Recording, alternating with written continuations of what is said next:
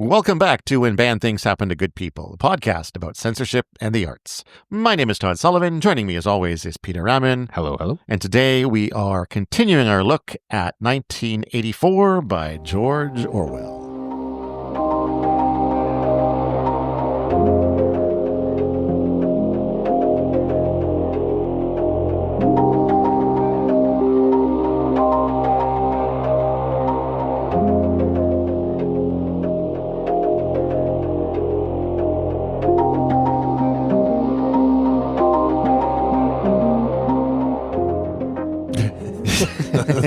How do we start now?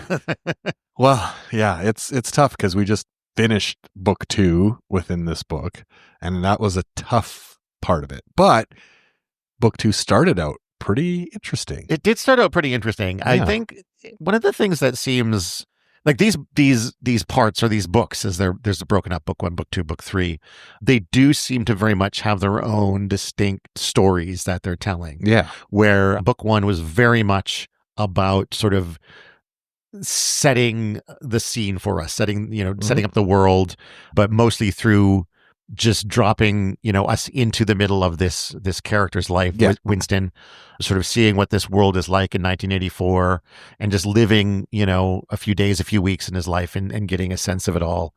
And now in book 2, things are kind of escalating a little bit. Things are getting a little bit more. So I think one thing with book 1 is it's a very solitary life, right? Like that's illustrated that you really are kind of alone in this world. Book 2, we have the opposite. We have a flourishing, blossoming relationship that develops, right? So it's now, we're still getting some world building and some other things happening, but we're now seeing how a relationship develops, especially between two people that kind of have different views and different interpretations of the world as well. And also a relationship that shouldn't be flourishing according to the rules of the party. So that chapter 1, we have a moment where I call this the meet cute chapter. The meet exactly. He has a moment where he bumps into the dark-haired woman that we've met a couple of times previous to this, who he thought was like a thought police that was like out to get him. Exactly. Turns out just horny. She slips him a little note that just says, "I love you," which he doesn't know what it is right away. It's just he notices that he's been slipped a note. Yeah. And he has to kind of wait to read it. Right? Very exciting for him, but he has to wait for a safe moment where he can sort of, turn his back to the... Yeah, he kind of mixes it in with his work papers. Yeah. And not even the first stack, so he has to like go through some work first before he can even get to it. On the back of his mind. Yeah. And then he has to obviously destroy it, right? Because he's, that's what he's doing. He's feeding all the stuff into the memory hole. But it's such a short note. Very much to the point, but also it feels, one of the things that really strikes me in book 2 is how, especially following book 1 is set up as very like everyone is a potential spy or someone who's going to turn you in. And every step of the way through book 2, I am thinking to myself, is this legit? Yeah. Like, is this still a trap? Is it? Right? Yeah. Like, I feel like I love you feels very much like a trap. It does. Like, what is this woman who has never spoken to me before? Yeah. Me, this, she's 20 something, I'm 50 something with these varicose veins. Yeah. And the weird ulcer on my ankle. What does she see in me? It's the eyes. He has that look of a man who is not fully part of the system. Well, is that what she says? Or? It's something like that. Like, she says that she can read people very well.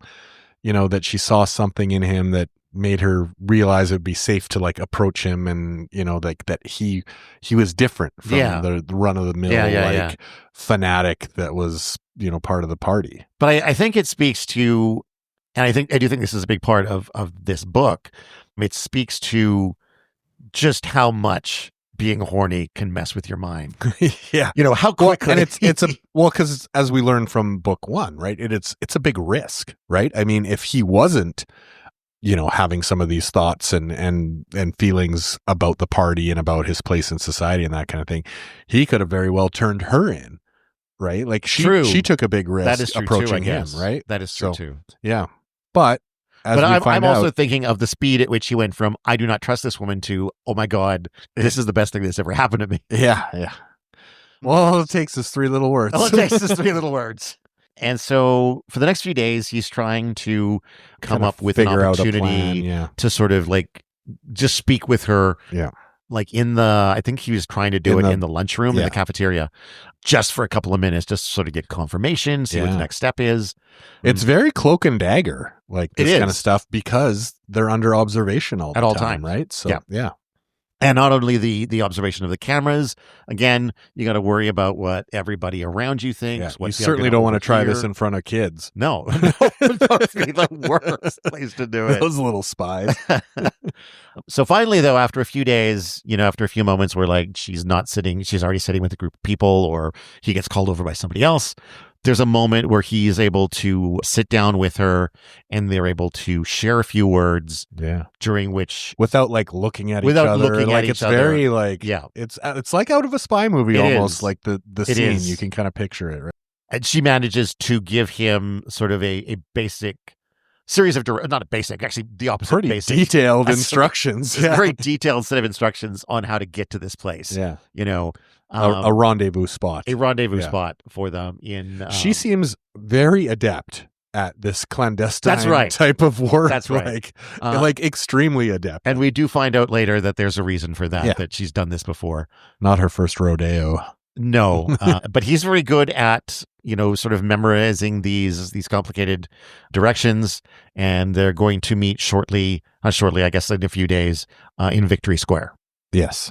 Which gets us to chapter 2, where... Or is that still in chapter 1 where they meet at the... It might, where they meet at the square. I think that's where she gets the more detailed directions. That's what it is, yeah. So they meet at Victory Square, and then it's at Victory Square where she goes through the slightly... Yeah, because they're within a crowd, and it's loud, and they're, cheering at prisoners or whatever. Yeah, I think there's some sort of an event going on. It's like a parade of prisoners from the war. And they're okay to stand there and sort of watch for a while also... But they're still kind of not looking at each other, speaking out of the sides of their mouths, that kind of stuff. I think maybe their fingers brush. There's some kind of little contact. Yeah, pretty racy. yeah. Chapter 2 is where we get to the meeting, sort of in the countryside, where Julia has instructed him to go. Well, and we find out her name is Julia. That's right. Exactly. We find out her name is Julia. And she has a little spot that is... a little clearing. So we do find out that it's not just the cities where there's, the telescreens and everything, but even out in the countryside, there's a concern that there's hidden microphones and things. So if you go for a hike, which, people do because that's one of the community hike things, is one of the activities that they keep people busy with. And so you find out, there's like microphones and things, like you're not safe anywhere. You go out in the countryside. Well, and it makes sense that like if you're going to put known cameras everywhere that everybody knows about, part of that is to create a sense that there are places without cameras when they're actually there. Yeah. Right. Is to create that sense of like, that there might be privacy. There might be privacy here. And then there's just the cameras that you don't know about. Yeah. They have sex. Yeah. They get it on. Yeah. I mean, it was kind of the intent of the meeting. Yeah. Yeah. Well, the implied intent. Yeah. I don't think it was actually... Well, she's in love, so... Well, I guess. Maybe she just wants to read poetry to him. And he asks afterwards whether she's done this before, because it does seem very... Well, she is... practiced. Yeah. And she admits that she has, and she's been with a few other sort of party members. Yeah. Which kind of throws him a little bit. So much... But not in a bad way. Not in a bad way. Yeah. It's more this sense of like, oh, it's not just me. There are others out there who are committing these... Yeah, and he says something like, the more guys you've slept with, the more I love you, or something like that. Yeah, right? exactly. Like, where it's like just the admiration that, this is happening, right? So going back to book 1 and some of his thoughts about the brotherhood and about, the party and being against it. And like this kind of floors him a little bit that there are that many people out there, and he's really into it. Yeah. Yeah. So they spend the night in the woods. And it's this little kind of alcove where she's pretty sure there's no microphones or anything like that, right? Like, which, how can you really be sure, right? But she I guess thinks she would be going she maybe thinks on it's pretty safe. the presumption that, like, because she hasn't been arrested yet. Yeah, and she's maybe used it. And she's maybe used it before. But then, there is that question too of even if there were, maybe they were waiting for a bigger fish. That's always... Well, it's kind of implied in book one that, like, sneaking around and having kind of sex, whether it's a prostitute or something like that, is kind of one of the more forgivable things. Like, it's not looked down as, maybe you go to a work camp or something like that. Right. Where, like, and I think that, potentially, especially because she's young and, has maybe worked with some of the inner party members on this little, kind of alcove. Maybe it's been overlooked. Yeah. Maybe, like, explicitly overlooked because they're like, oh yeah, that's Julia, she's doing her thing, kind of thing. But yeah, there's no way of really telling, right? Like, where you're under surveillance or not under surveillance, and we kind of see that much later in this book. But yeah, she thinks it's safe, so they have their private kind of moment here. Yeah, I got it.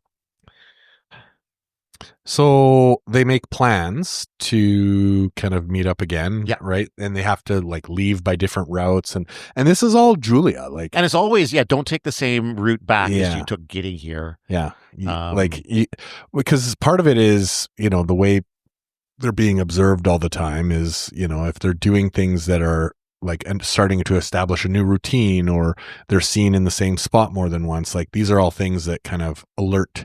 It's a pattern that can be identified. Yeah, exactly. So you got to always kind of do different things and don't end up in the same area and that kind of thing, right? But I think they do agree to come back to this spot.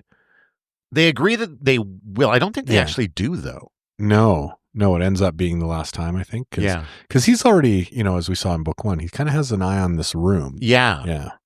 Which... As soon as that comes up, I knew it was like, oh, this is bad news. This is bad news. We do learn in chapter 3 that Julia isn't quite as driven by these thoughts of rebellion as Winston is. Yeah, we start to see the difference between, because Winston's of the age where he vaguely remembers before this society and, like, the revolution and all that, and whereas Julia's essentially been born into this and knows nothing else.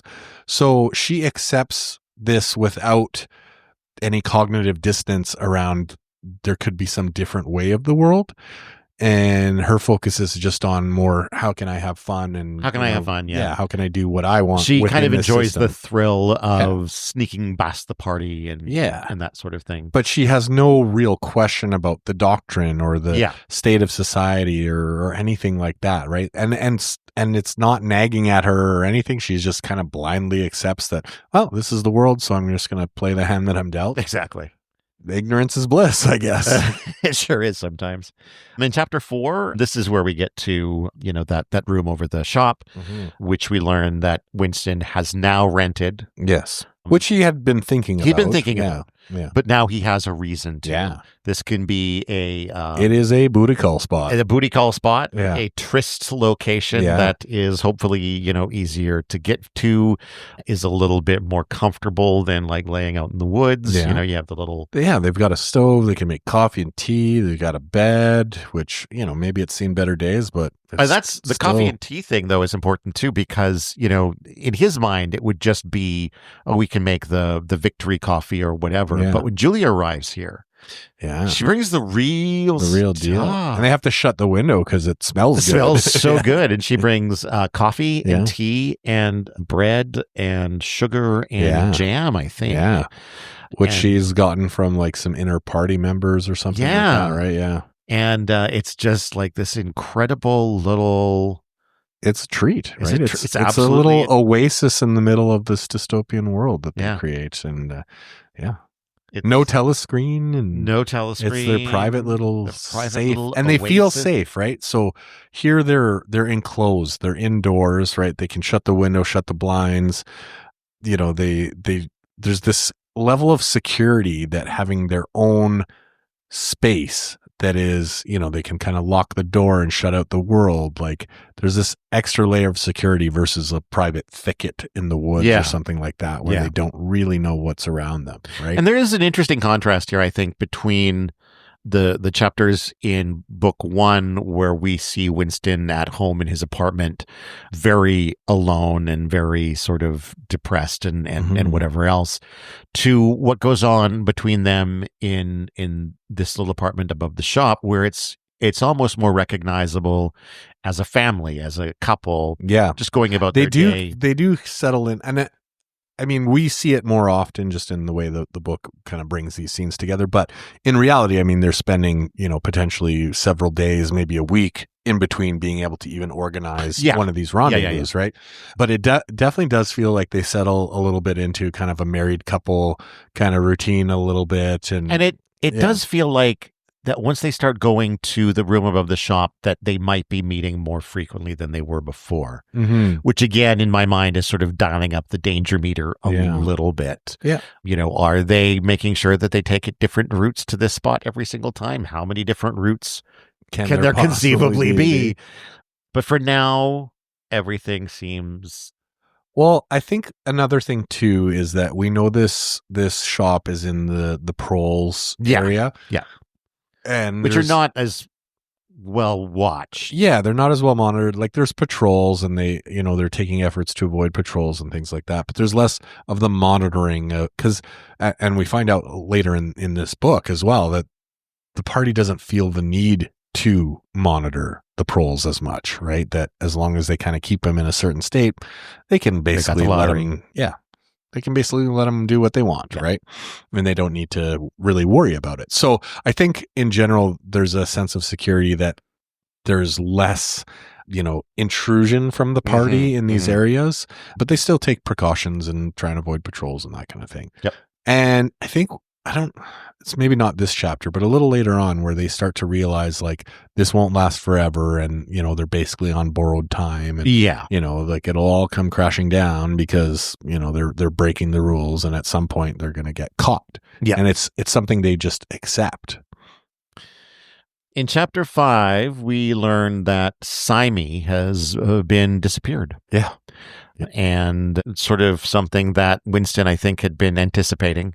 Yeah. He said something about how Symie was too smart. Too smart for his own good. Too smart for his own good. And too, fanatical into the doctrine where, if anything made him potentially question it, then it would be a big problem, right? Sure. He'd have to be disappeared. Yeah. We get we hear about a few more visits to the room of the shop. During this period, Winston spends some time kind of fantasizing about the death of his existing wife, Catherine. Yeah. Just so that he can be free to marry Julia. Which would be impossible as well. But, yeah. But again, these are just sort of the fantasies that you have while you're hanging out in the room above the shop. Right. The safe room. I do have some stuff from this chapter. It's more about Julia and her, we talked a little bit about her acceptance of this society and kind of being born into it. And this is just about Winston realizing kind of some stuff about her and her kind of place or mentality, her mindset within this. Yeah. So this is after he's kind of been talking to her a little bit and realizing she doesn't have the same kind of worldviews. Talking to her, he realized how easy it was to present an appearance of orthodoxy while having no grasp whatever of what orthodoxy meant.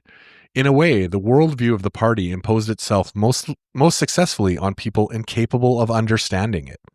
They could be made to accept the most flagrant violations of reality because they never fully grasped the enormity of what was demanded of them and were not sufficiently interested in public events to notice what was happening. By lack of understanding, they remained sane. They simply swallowed everything, and what they swallowed did them no harm because it left no residue behind, just as a grain of corn will pass undigested through the body of a bird. So, my takeaway, and this is Julia and a whole group of people within this society, right, is that, that ignorance is bliss, essentially, right? They have no frame of reference of any other way of the world, and so they just can't, they don't even understand what is happening from a human perspective. And it really allows this society to propagate itself, because like, Julia has no interest in, fighting against anything or trying to understand what is happening in the rest of the world, or with the war, or with the party, or with production, or why they don't have boots or chocolate or whatever, right? There's just no interest. They just wake up every day going, oh, what's going to happen today? Beyond that too, I think it's somewhere in this chapter that she basically says that she thinks that like all of the like the wars and the character of Emmanuel Goldstein, these are all inventions, that they're not real. But she also doesn't seem to care either way. Well, I mean, if you're convinced that they are, why would you care about them, right? So, and I think that's an interesting, almost sort of more of a jaded perspective than thinking that, society is terrible, but at least there's this brotherhood that's trying to stop it, to be like, no, the brotherhood is an invention to give you hope. Mm-hmm. And these wars are an invention to keep you suppressed.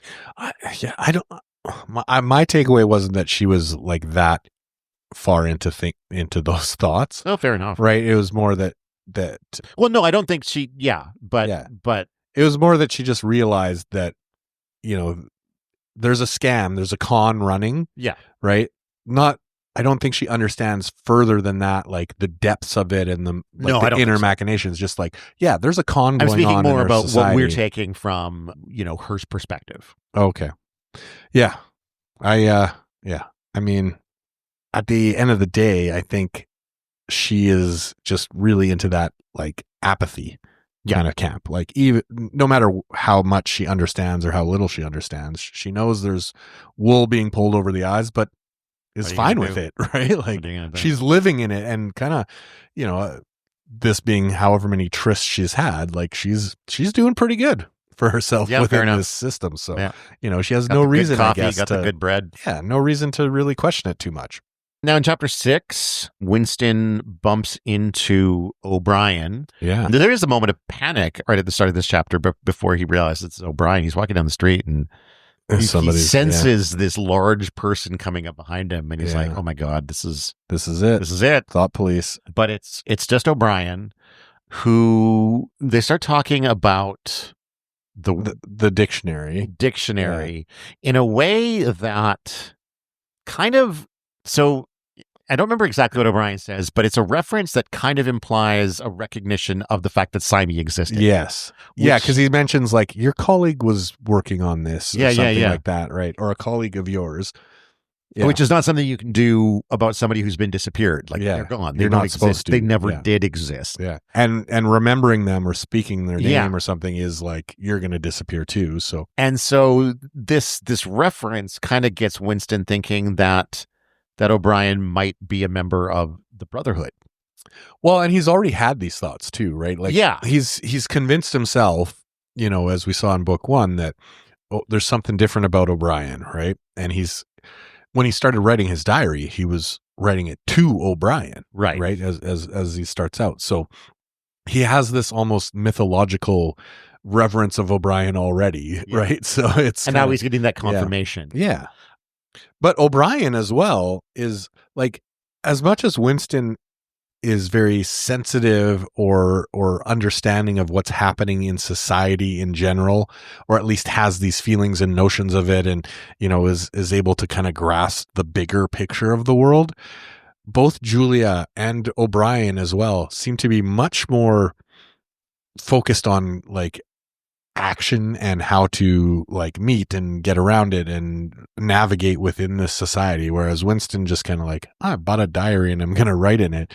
And both O'Brien and Julia are taking steps to meet and have these clandestine kind of encounters. But presumably too, those are people who have been stepping outside of the bounds of what the party allows for some time. Yeah. Perhaps if Winston had been left alone for, another few months, another few years, he might have started trying to figure out how to reach out and connect to people. I'll give that to Winston. I think he deserves it. Yeah. And so, yeah. This is another meet cute, though. It's another kind of meet cute. Yeah. O'Brien makes references to, he's like, I noticed you used this word in your story recently, and that's a word that's been taken out of the dictionary, the most recent version of and the most recent version hasn't come out yet. So this is now a discussion point between them. Yeah. He's like, I can hook you up. I've got like an early copy that's not released yet, and I can let you borrow it. And here's my address so you can come by and get it. Yeah, and which is quite the feat, really. Yeah, because it's not normal in this world for you to even know where somebody lives. Yeah, you've got to have like coworkers, that kind of thing. Like you don't know where anybody lives, really.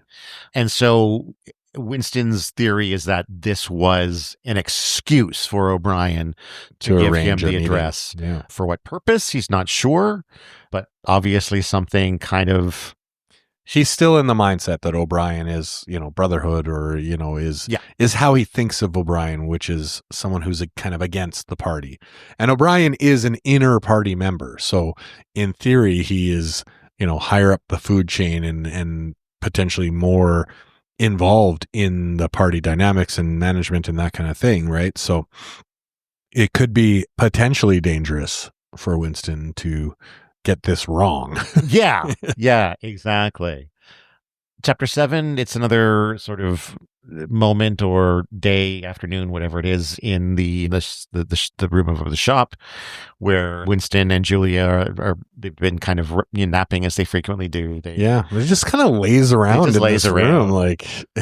Although it sounds like some of their days have been spent working pretty hard around this time. Yeah, too, I mean, there's the week of hate, which is like that's pretty intense, right? So I mean, everyone deserves a bit of a vacation. Yeah, you gotta after the week of hate. You gotta pamper yourself a little bit. Well, not only that, but after the week of hate, right? He had like another week of working really hard because the main enemy changed like mid-sentence of like a public speach, and so they had to work redo like everything from the last 5 years. Documentation about the war. And what they brought in mattresses to the office, and like, you would only sleep however many hours, and then back to work. And so I guess it's time to relax a little bit. Doctoring history is not. It's tough work. It's tough work. Like, as we find out, which is why, like, when we talk about conspiracy theories, like in this day and age, the amount of sheer manpower and like to actually do this kind of stuff just makes it like incredibly unlikely, right, and impractical. But with the invention of AI, I mean, this is a job for AI right here, right? Rewriting history. So Winston wakes up crying because he's been dreaming about his mother again. Mm-hmm. And in this moment he's finally remembered that he had subconsciously believed that he had killed his mother, or at the very least been responsible for her death. Yeah. But he now has woken up to sort of remember what did actually happen. Yeah. It's all about that chocolate. All about that chocolate. And so we sort of learned that when Winston was young, he was, I don't want to say he was like a terrible kid, because like, I would use the word glutton. Glutton, I guess, is okay in a sense, but like, in a hunger constrained environment, like that's, and he's a kid. Like, I think, but all kids all kids in that time frame had too little to eat, and like it was a common thing, right? But he did not handle it well. No. He was always demanding, the extra portion from his mom. And he had a sickly sister who he was stealing food from. Like, it wasn't a good look for Winston. And this final, I guess, the moment that breaks the camel's back is where they get a little bonus ration of chocolate. Yeah. It was 2 ounces, I think it was. Yeah. That the mother sort of goes and divides up 3 ways, even though Winston... But not in even 3 ways. Her 3-way division is like 1.5 ounces to Winston already, right? Yeah, so right. He already has this, because he wants more. He portion. wants more. And then after it's been divided up, he goes and grabs the piece from his baby sister, and just runs away. Well, and hasn't he already taken his mom's piece too? I don't remember. I think he took his mom's piece too, or bargained it out of her. Yeah, and then she was like, "No, not your sister." And like she was trying to draw the line, and he just was like, "Okay," and she turned away, and then he snatched it and ran. Yeah, and then after sort of being out on the streets for a while, when he gets home, they're gone. The mother and his sister have just vanished. Well, and his father had already vanished Yes, as well, which kind of put his mother into a bit of a depression or a depressive state where maybe she couldn't kind of fight back or handle Winston's whims quite as well. Like there was no real firm parenting anymore. She just kind of let him walk all over him. So maybe that helped, let that attitude kind of proliferate. Certainly but could. Yeah, she was not the same after that. And this is within, I think, 6 months of his father disappearing that then his mother and sister disappear as well. Yeah. So you go ahead. I was just going to say that he had this dream because at some point during the week of hate, or one of the hate broadcasts, the 2 minutes of hate, he saw this image of this woman sheltering her son and flipping the bird to like a helicopter or a plane or something, and that woman holding her kid in the face of not being able to change anything, right, as she's riddled with bullets or bombs or whatever it is, and there's no way it's going to stop, but she still does it anyway. There's this instinct and humanity to it, and that is essentially what stirred up these feelings of his own mother and the past. Makes sense. Yeah. After telling Julia about this memory, they talk for a while about, this is sort of where they have their conversation about this isn't going to last. Yeah. We're going to get arrested. Yeah. Which I think they always knew. And I think Julia knows in a sense as oblivious as she is to some things, right? She knows that she's scamming the system. Yeah. Right. And she's aware that it's not going to last. Right. But they try to console each other with the message that we may be arrested, we may be tortured. Yeah, but they can never take our inner thoughts. Exactly. Yeah. As long as they can, they can't take our love for each other. Yeah. I mean, it's a sweet moment. It is. And it is. But I do foreshadowing. think it's foreshadowing what is going to come. Yeah. But it is that nice sort of moment. And it does feel and it's interesting to think about a lot of these beats and a lot of these sort of conversations feel like things that I've seen in other sort of revolutionary stories, like stories about revolutions and that sort of thing. Yeah. Yeah. They're going to try and break Fernando you. By ABBA. Yeah. And it makes me wonder, were those sorts of things already kind of established elements of the genre at this time? Or is this maybe some of the first places where we see those sorts of conversations happening? I don't know. Good question. Chapter 8, they go to visit O'Brien. Yeah, and Winston is a huge risk. Julia is a huge risk, exactly. Yeah. And I mean, they take different routes, but just they even on the doorstep, though. Yeah, still. I mean, Winston's not dumb. Julia knows how to do this stuff. This stuck out to me as odd. I understand they need to go together to kind of figure out whatever is going on with O'Brien, but just seems like such a huge risk. I think part of it, in my mind, is that Winston is really, really especially following their conversation about how their days are numbered. It's only a matter of time till they're arrested. He wants to take action. I think he wants to take action. I think he wants, before they can be caught, to really get himself involved in the Brotherhood. Yeah. And so maybe make some foolish choices. Yeah. Give himself a license in a sense to kind of fly in at the face of the party. Yeah. But I do think, even if he had wanted to just go and bolt into O'Brien's place and say, "Hey, baby, you a Brotherhood dude? Come on." I don't, as they say in Newspeak. As they say in Newspeak. Hey, baby. Hey, baby. Bringing Julia along was, I think, maybe not entirely fair to her. Yeah. But I think also she has, and we have maybe talked about it as much, but she in the previous chapters has certainly implied that she is sort of so wrapped up in love for Winston that she is maybe willing to go down this path with him. Yeah. Well, and that coupled with the understanding that they're breaking the law already and their lives are forfeit in a sense, kind of no matter what. Yeah. That, doing some of the more blatant, Brotherhood type activities or anti-party stuff, it's not going to make a big difference, but she gets to be with Winston. Yeah, but even so, I think up until now, there's been the thought that what they were doing was illegal, but not awful. Well, I mean, the more they do it, I guess the more they push it. And the more that they're in love, right? Like if it's just I a guess, tryst, that's more forgivable. That's but a good point too. But the fact that the relationship continues to grow and evolve and they become closer and closer. It's the love that can't be allowed to. Yeah, exactly. Okay. Turns out they appear to get lucky, and O'Brien is a member of the Brotherhood. And we find out like inner party members have it a lot better.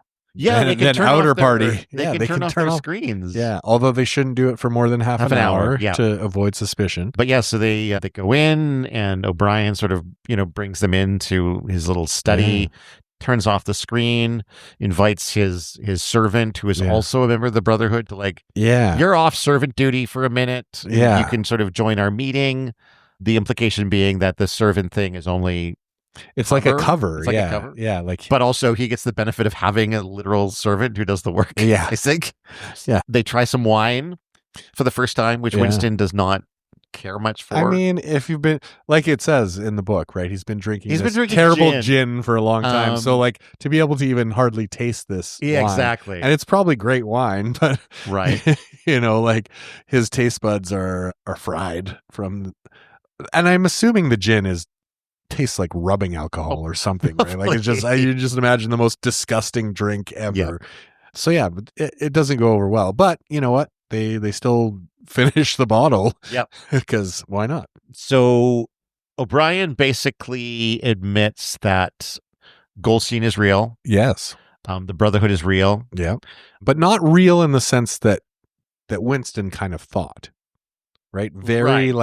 Very spread out, like really the idea of there is a movement and a like different set of ideological goals that are out there, but extremely decentralized. Like nobody even really knows anything about each other, and it really just lives on as this idea, right? And the people that become aware, like Winston and O'Brien, and choose to join the fight, but there's no centralization, there's no real organization or hierarchy to it. Like it's very free form in a sense, which kind of makes me wonder, like, how are they going to accomplish anything? But and the other thing too, I'm really reminded of the Mayday group in The Handmaid's Tale as I'm reading this, and this idea that you hear these stories about this group that's out there that's rebelling against the system, but you have no way of knowing how who's real in it is, or if it's a thought police trap, or whatever. Yeah. And so, like, even in this, where you have this person who ostensibly is saying, "Yes, it's real. I'm a member of the group." Blah blah blah.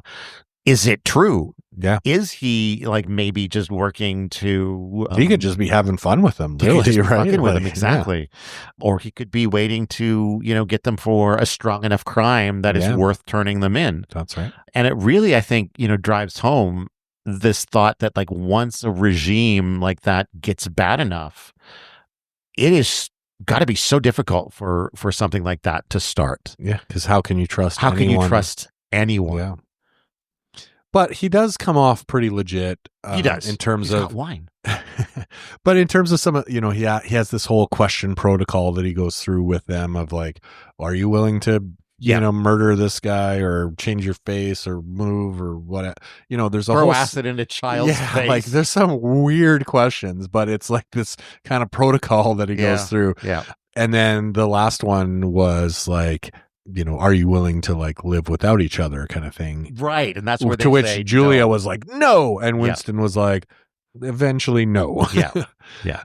Which, he's like, thank you for telling us. Like, we just want to know these things and then we'll figure it out. But there's lots of instruction here of, there's only ever going to be so many people that you'll have contact with. You're only ever going to know maybe, a handful of other members of the Brotherhood. You'll never know how big it truly is. Yeah. And nobody does, right? Like it's very nebulous and, decentralized, and it's, very shadowy in the sense. And like I said before, it gives you the impression of like, how are they going to ever accomplish anything, right? Yeah. Like there's no real structure to this group. Like, great, they're fighting, and that's part of the ideal as well, as they're saying, this may take thousands of years to materialize into the overturning of this system, and they accept that. They accept, O'Brien says our lives are forfeit, right? Like we are the dead. Yeah. What we're doing right now is not going to have that big of an impact. It's merely a step on this long journey of kind of overturning this, and it's the future generations that will continue to carry it out. But we need to just promote this ideal, right? And keep the idea alive and well, kind of thing, right? Yeah. And it's sad in a sense, because they're not going to move the needle on this, right? But they're basically guaranteed to die. Yeah. So it is. I mean, I guess you hope you do move the needle a little. Yeah, you hope. Yeah, I was going to try to say something profound, but I came up blank. Yeah, it's tough. The other thing is he does say that there is a book. Yes. So O'Brien tells Winston and Julia, but I think this is after Julia's left, actually. We don't. Oh, yes. Yeah. So he kicks Julia out first because she needs to leave, and they have to leave separately. They have to leave separately anyway, and he wants to spend a couple more minutes, talking with Winston. So he explains about the book.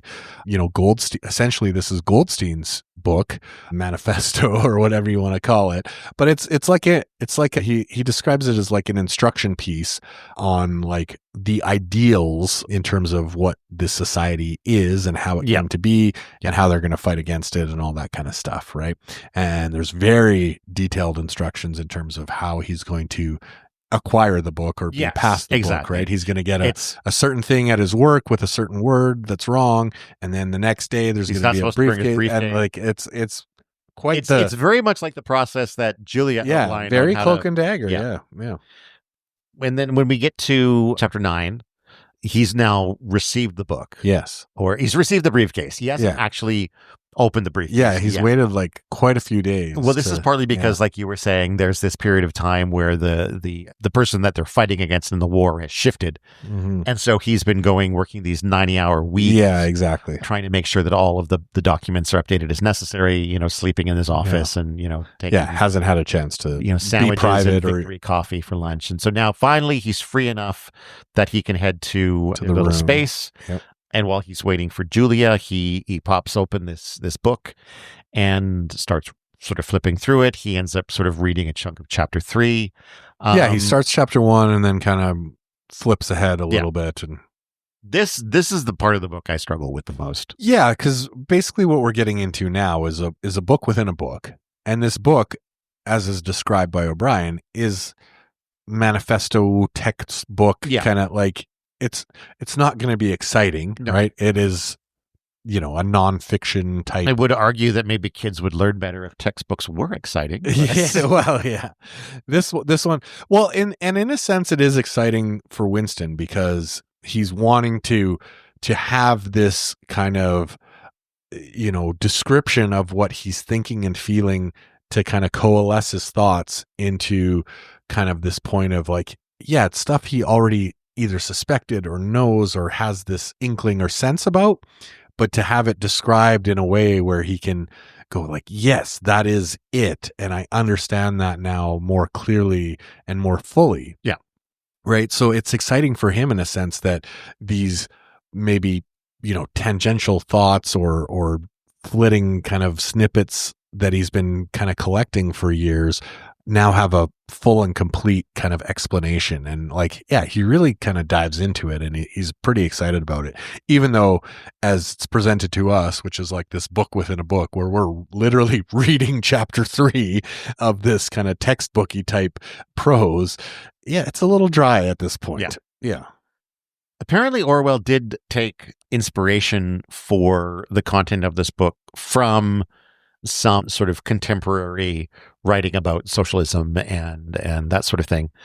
The big lesson in chapter 3 is about sort of the structure of the world being dependent on. So chapter 3 is called War is Peace. Yes. Yeah. So we find out about the eternal state of war. Yeah, but also about the necessity of society to be structured into sort of a class system. The high, middle, low. Yeah. Yep. Which is pretty recognizable of the state of most of the world today. Yeah. Maybe not so much with the ongoing infinite war machine, but some could argue that it's pretty close to that. Or that we're certainly now heading more towards that direction today than we have in the last 50 years. Yeah, true. I think, there was a lot of, I think around sort of like the Vietnam War, there was a lot of criticism about like the war just going on in order to sort of make money for the companies that manufactured the devices and the weapons and the vehicles that were being used. But yeah, we're probably going to be seeing more of that again. Yeah. When Winston gets to the end of the chapter, that's when Julia arrives. And then they sort of, get into bed, and he's going to now read to her from the book. Yeah. I mean, we know she's not as interested in this already. Yeah. And now he's kind of going back to chapter 1 and reading chapter 1 of the book, which really dives into like the classes, the high, middle, low, and that kind of thing, versus the war machine and the production and the economic side, which is more in chapter 3. But yeah, this part of this chapter is like 30 pages or something. Like it was long. We are really reading this textbook manifesto thing. Like we're reading it. Like we are like a full chapter within this chapter of this book, right? That we just are reading. I'm reading this as an ebook, and oh God, I don't. It's harder for me to sort of get a sense of how long chapters are. Yeah. And so up until this point, I kind of got used to the fact that like I don't count pages, but like in Kindle, at the start of each chapter as I'm reading, it'll give me sort of approximately how long it'll take me to read, right? Yeah. And so most chapters have been sort of between maybe 16 minutes down to about maybe 10, 12 minutes. Sure. That's the average length of a chapter. I get to this one, and it's like 1 hour and 3 minutes. Oh God. And it was like, oh boy. Yeah. Settle in. And you get to like how long chapters are going to be. And that's why I was kind of joking with you when we were confirming the time. That like it gave me more time to finish this chapter. Yeah. When I finished, I had been planning on leaving myself 2 chapters to read today. But when I was finished my 2 yesterday, I still had some time to read. And I was like, I'll do one more. And then I only got 1 chapter to read the next day. And I got to the end of chapter 8. And I saw that 9 was going to be like an hour. And it's like, oh my God, I'm glad I got through 8 today. Yeah. Because it's going to be. Yeah. It's going to be brutal. But a lot does actually happen in this chapter.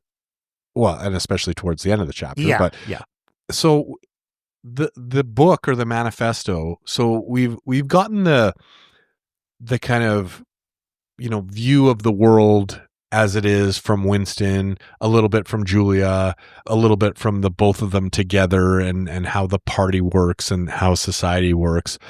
But this textbook, or the book, or whatever, and there is a title to it that we. Yeah, I was hoping you had written it down. I mean, I could maybe find it, but it's it's a very textbooky title for this book.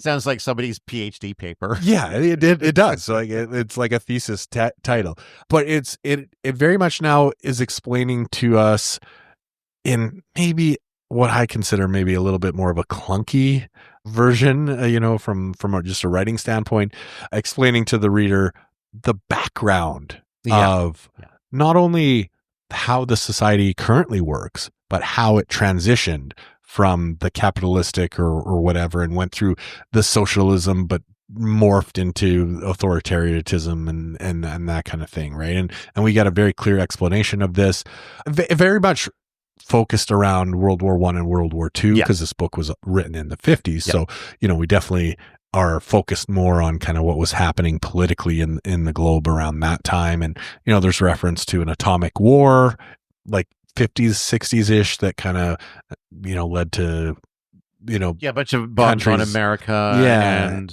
And it's mentioned at a few points in the book about the atomic wars or things like that. Right. So, it definitely presents more of a post-apocalyptic type scenario where the bomb has been used and now we're kind of past that. And even though these countries have these weapons, they're not really being used. Yeah. And they're going after other kind of research. And the only science left is military science, right? And you're keeping the population. And so we get a lot more world building from a very global perspective. And from a history perspective as well. Yeah. How did we get here? Yeah, it really fills in a lot of kind of background for us that, as we read this nowadays, we kind of maybe understand a little bit more inherently, like, oh yeah, there was some, war and there's a revolution and then now they're keeping society oppressed. And, we kind of think that, but this really lays all of that out very clearly historically as, Winston has maybe perceived or thought, and we get that background. We also find out about, the high-low class and how, not only like how they got there, but the book lays out kind of the strategies essentially of how to keep, the high class in power and, how to like prevent the kind of historical cycle of the middle rising up and taking the highest place and, that kind of thing. And it's like almost an instruction manual in a sense for how to like run the society as well. Or an observation of what had been happening. Yeah. And so we get some very interesting pieces of that. And I've got a couple little selections here from the book, just like about society that I felt seem kind of apropos of nowadays. Okay. So like when I read these, I've got two little sections here that they kind of stood out to me as like, this rings a little too close to home for where we're heading nowadays, potentially. All right. So the first one, and again, this is basically from this book within a book. Yeah. So the idea of an earthly paradise in which men should live together in a state of brotherhood without laws and without brute labor had haunted the human imagination for thousands of years. And this vision had had a certain hold even on the groups who actually profited by each historic change, so between the high and the middle. The heirs of the French, English, and American revolutions had partly believed in their own phrases about the rights of man, freedom of speech, equality before the law, and the like, and had even allowed their conduct to be influenced by them to some extent. But by the fourth decade of the 20th century, all the main currents of political thought were authoritarian. The earthly paradise had been discredited at exactly the moment when it became realizable. Every new political theory, by whatever name it called itself, led back to hierarchy and regimentation. So that to me, right, like really striking a chord, especially because we have this viewpoint of what's happening in the US right now and seeing like, the founding fathers' vision for the country and seeing here, they might have even partly believed it, but look at it now. Right. Really, that one kind of struck home to me. And then now just going in more into like the population and kind of their view of how this kind of can progress. We've got another quote here. What kind of people would control this world had been equally obvious. The new aristocracy was made up, for the most part, of bureaucrats, scientists, technicians, trade union organizers, publicity experts, sociologists, teachers, journalists, and professional politicians. These people, whose origins lay in the salaried middle class and the upper grades of the working class, had been shaped and brought together by the barren world of monopoly industry and centralized government. As compared with their opposite numbers in past ages, they were less avaricious, less tempted by luxury, hungrier for pure power, and above all, more conscious of what they were doing and more intent on crushing opposition. Mm-hmm. This last difference was cardinal. By comparison with that existing today, all the tyrannies of the past were half-hearted and inefficient. Mm-hmm. That one really... that one hit me when we look at kind of some of the things happening out there today. So. Yeah. I would say school districts more than even teachers in that list. Yes. Like curriculum rather than, Yeah. But I, thinking also just the wider school districts and the banning of books in schools. Or school boards. School boards, yes, that's what I think. School boards. Exactly. Not like administration, administration, not frontline. Yeah. Exactly. Yeah. Winston. He's trying to read this book to Julia. Read this to Julia. She's fallen asleep. Because, I probably... It's a little dry. I might have fallen asleep. I might have fallen asleep. I don't know. Reading it. I think he wakes her up, and they talk about, the content of the book a little bit. Yeah.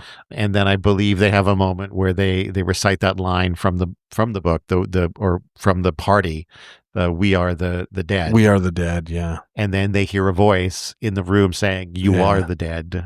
Yeah. And they're like, what? What? Uh-oh. What the shit just happened? Yeah. They realize it's coming from behind this picture. Mm-hmm. And somehow the picture falls. To reveal like a telescreen. The telescreen. It was there all along. Yeah. A ladder smashes through the windows. Yeah. There's and then boots, they hear stuff happening stomping outside. And some sort of, it's, like SWAT team attack kind of exactly. thing, right? People pour into this room and, grab them. This is the moment that they've been afraid of. They're naked. They're naked. I think they actually start getting dressed before this happens. No, they're naked. Are they naked? They're looking out the window and they're kind of naked. Just kind of because there's a lady that they kind of hear singing. In the yard. They kind of they've heard her singing. quite a few times. She's been there she's a constant. Yeah, and even her at the back of my mind, I was like, is she going to notice them and call this in? Like, exactly, because they're always staring at her out the window. Yeah, exactly. But it sounds like during the whole SWAT maneuvers that they kind of take care of her as well, so she wasn't part of it. But they're naked, and so they're instructed to stand like back to back without touching, with their hands behind their heads, and all this kind of thing.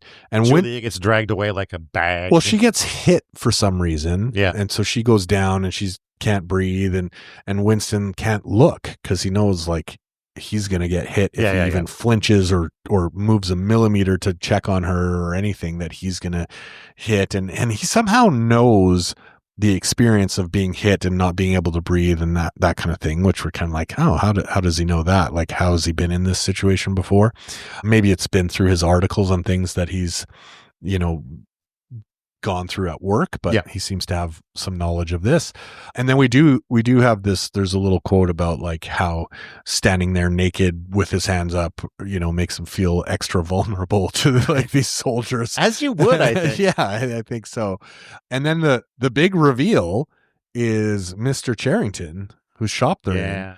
All of a sudden he comes out and looking a little bit different. He's no longer old, smaller, right? He's got his hair's black now, and he looks like he's only 35 instead of 70 or whatever. And he realizes that this is a member of the thought police. Yeah. And that he's for the first time in his life, Winston is looking face to face at a member of the thought police. And that's where we end. End of book 2, which real nice cliffhanger. I mean, as much as I knew something of this nature was coming, I was not expecting it to be at the end of book 2. No, just the way things were. I thought there was going to be more focused action, exactly. Like that they were going to accomplish something within the brotherhood. That at the very least, he was going to do something, whether it was like successful or not or whatever, and get caught that way. Exactly. Yeah. But in a way, it's probably more thematically relevant that he's getting caught for just kind of thinking about it. Yeah. Yeah. Well, by the thought police, right? Exactly. Yeah. The thought police isn't basically as soon as you he brought the book, thought police once he's already done a thing. That's right. That's his point. Well, and that is mentioned in the book that the thought police, are getting out ahead of it. Right? Yeah. They're only really like if people do stuff like. It's not even that bad. They're trying to get people. Every time a crime is committed, a thought police officer loses his job. Yeah. Didn't do your thought police work exactly. So, it's just as soon as he brings the book into the room, that's when it all goes down. And really, like he might have been okay, but he was reading it aloud to Julia. Right? Because so the screen or whatever was covered. Yeah, so they were only being monitored audio wise. Yeah, and having their conversations about their relationship and whatever. But, that's relatively tame. Yeah, exactly. And like worth monitoring, I guess, but nothing too serious. But as soon as he starts reading from the book out loud, that's where it all happens. But I guess, it reminds us that we should always be a little untrustworthy of the people who are tempting us with the forbidden. Right. Because I think that's really what the shop was all about. It's like, here are these forbidden artifacts that you're not supposed to have. And also, ooh, look, there's a forbidden room upstairs. Yeah. And like right from the get-go, I think that's what he was doing. He was like just infiltrating, you know, exactly. Entrapping people into pursuing what they're not supposed to pursue. Yeah.